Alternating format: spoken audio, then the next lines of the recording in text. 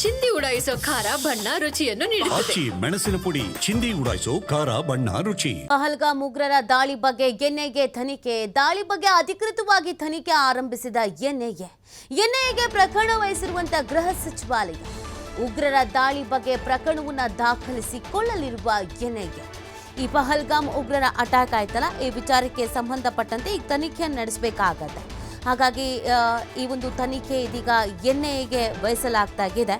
NIA ಈ ತನಿಖೆಯನ್ನ ನಡೆಸಲಿದೆ. So ತನಿಖೆ ಯಾವ ರೀತಿಯಾಗಿರುತ್ತೆ, ಇದರಿಂದ ಏನೆಲ್ಲ ಸತ್ಯಗಳು ಹೊರಗೆ ಬರುತ್ತೆ ಅನ್ನೋದೊಂದು ಕುತೂಹಲ ಇದೆ. ಯಾಕಂದರೆ ಯಾವ ಸಂಘಟನೆ ಮಾಡಿದೆ ಅನ್ನೋದು ಬಹಳ ಇಂಪಾರ್ಟೆಂಟ್ ಆಗುತ್ತೆ. ಮೊದಲಿಗೆ ನಾವೇ ಅಂತ ಒಪ್ಕೊಂಡ್ರು ಈಗ ನಾವಲ್ಲ ಅಂತ ಬೇರೆ ಉಲ್ಟಾ ಹೊಡಿತಾ ಇದ್ದಾರೆ. ಸೊ ಇವ್ರ ಉದ್ದೇಶ ಏನಾಗಿತ್ತು, ಜೊತೆಗೆ ಇನ್ನೂ ಬೇರೆ ಏನಾದರೂ ಸಂಚಲನ ರೂಪಿಸಲಾಗಿತ್ತಾ, ಯಾವ ಸಂಘಟನೆಗೆ ಸೇರಿದಂಥ ಉಗ್ರರು, ಇದೆಲ್ಲವೂ ಕೂಡ ತನಿಖೆ ಆಗಬೇಕಾಗತ್ತೆ. ಹಾಗಾಗಿ ಎನ್ಐಎ ನ್ಯಾಷನಲ್ ಇನ್ವೆಸ್ಟಿಗೇಷನ್ ಏಜೆನ್ಸಿ ಈ ತನಿಖೆಯನ್ನು ನಡೆಸಲಾಗತ್ತೆ. SITಗೂ ಕೂಡ ವಹಿಸಲಾಗಿತ್ತು, ಸ್ಪೆಷಲ್ ಇನ್ವೆಸ್ಟಿಗೇಷನ್ ಟೀಮನ್ನು ಕೂಡ ರಚಿಸಲಾಗಿತ್ತು. ಇದೀಗ ಎನ್ಐಎ ಈ ಒಂದು ತನಿಖೆಯನ್ನ ಮಾಡಲಿದೆ.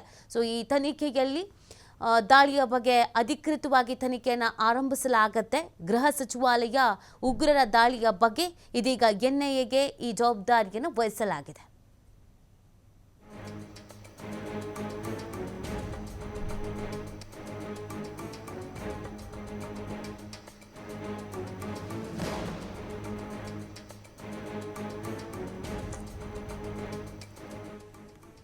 ನೋಡಿ, ಈ ಉಗ್ರರ ಅಟ್ಯಾಕ್ ಆಯ್ತಲ್ಲ, ಈ ಅಟ್ಯಾಕಿಗೆ ಸಂಬಂಧಪಟ್ಟಂತೆಗೆ ಈ ಅಟ್ಯಾಕನ್ನು ಉಗ್ರರೇ ಮಾಡಿದ್ದಾರೆ ಅನ್ನೋದಾದ್ರೂ ಕೂಡ ಯಾವ ಸಂಘಟನೆಯವರು ಈ ಒಂದು ಅಟ್ಯಾಕನ್ನು ಮಾಡಿದ್ದಾರೆ ಅನ್ನೋದು ಕೂಡ ಬಹಳ ಇಂಪಾರ್ಟೆಂಟ್ ಆಗುತ್ತೆ.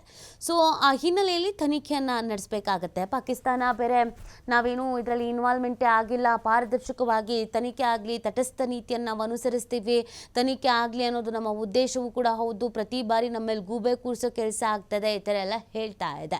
ಅಂದರೆ ನಾಟಕ ಡ್ರಾಮಾಗಳನ್ನು ಮಾಡ್ತಾ ಇರೋದು. ಇದರ ಬೆನ್ನಲ್ಲೇ ಇದೀಗ ಗೃಹ ಸಚಿವಾಲಯ ಕಡೆಯಿಂದ ಎನ್ಐಎಗೆ ಈ ಒಂದು ತನಿಖೆಯನ್ನು ವಹಿಸಲಾಗಿದೆ. ಎನ್ಐಎ ಇದೀಗ ತನಿಖೆಯನ್ನು ಪ್ರಾರಂಭಿಸಿದೆ. ಒಂದು ಕಡೆಯಲ್ಲಿ ಭಾರತೀಯ ಸೇನೆ ಈಗಾಗಲೇ ಕಾರ್ಯಾಚರಣೆಯನ್ನು ಮಾಡ್ತಾ ಇದೆ, ಪಾಕಿಸ್ತಾನಕ್ಕೆ ತಕ್ಕ ಉತ್ತರವನ್ನು ಕೊಡಬೇಕು ಅನ್ನುವಂಥ ನಿಟ್ಟಿನಲ್ಲಿ.